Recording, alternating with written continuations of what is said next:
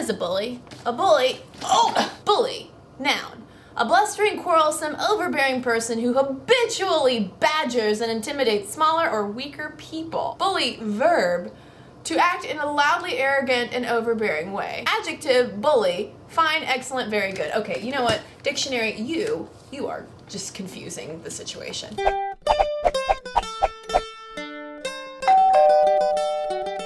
So on last week's Ask Kristen video, Cutter for Attention, which was all about self-harming and what to do if you know a friend is self-harming, Dulce Gonzalez said, "I do not believe anti-bullying campaigns work. On the contrary, when one of my friends took her life, the bullying I received did not diminish. In fact, it got so much worse." To which I ask, can bullying ever be prevented? There has been so much academic attention paid to these anti-bullying campaigns, how bullying works, what to do about bullies, how to respond to bullies. As statistics popping up around my head will tell you, it is still quite prevalent and even more complicated by the existence of the internet and social media and anonymous texting applications that allow people to harass people more than ever before. And that hallmark of adolescent bullying behavior, of it happening when adults are not looking, is obviously a reason why cyberbullying thrives. Yes, adults are on the internet, our parents are on Facebook, but there are so many other places that we can go where adults are not looking. And even if adults were looking, things can be anonymous, so they wouldn't even know that we were bullying to begin with. The two things that jumped out to me that do seem to be legitimately affected on a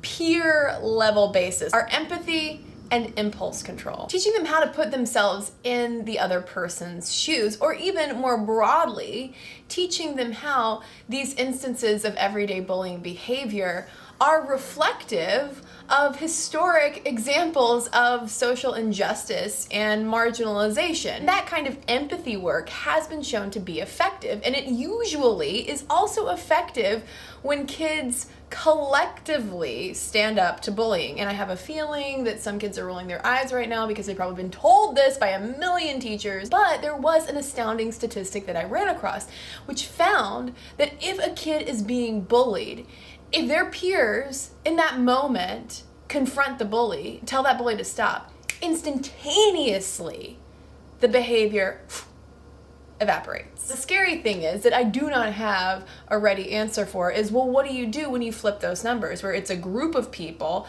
ganging up on one person, which it seems like is where cyberbullying really becomes so destructive. When you have peer pressure involved to bully, things get far more complicated in terms of uprooting it, in terms of kids being able to resist the temptation to do that. In those kinds of situations, a deep understanding of empathy and also deriving one's self-esteem from a healthy place and not just from a place of what other peers are saying about you is going to be key. However, that's a lot to expect of kids. Maybe it's just a question of what do we do as adults to help build that bridge, to help give them those tools. There are also some more practical things that can be done from a more technological side to deal with this impulse control factor. There's been some interesting work on apps that will delay social media posts or prompt you with a message if it detects via algorithms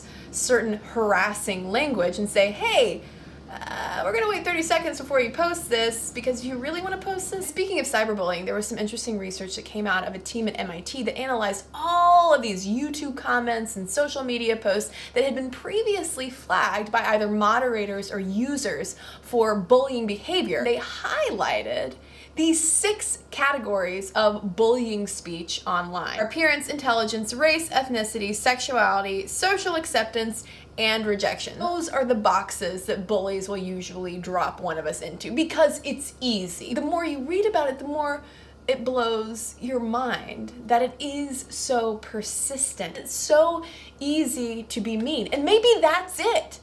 Maybe that's the thing. Maybe that's why bullying is so hard to uproot, because it's so much easier sometimes, especially when you're younger, to be mean than it is to be nice. Even in adulthood, it's so much easier to be mean. Another thing too about these bully prevention programs is that they're usually so reactionary and also usually focused on teaching kids how to bully-proof themselves. Apples and oranges warning here.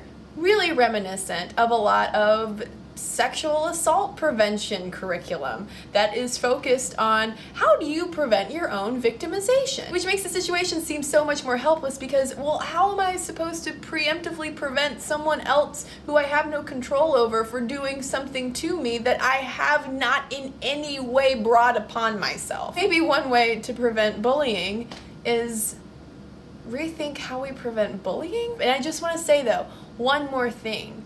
If you are a victim of bullying, bullying is not about you. That bully is merely looking for some kind of power dynamic to exploit. But that does not mean that there is anything at all wrong with you or that needs fixing. Now I want to know your ideas on how to change the world. And I say how to change the world because imagine if we lived in a world without bullying. It can be a lot harder to be a good human versus a rotten human, but the effort, totally worth it. Let me know in the comments below, and be sure to ask me your questions so I don't just keep asking myself questions and rambling.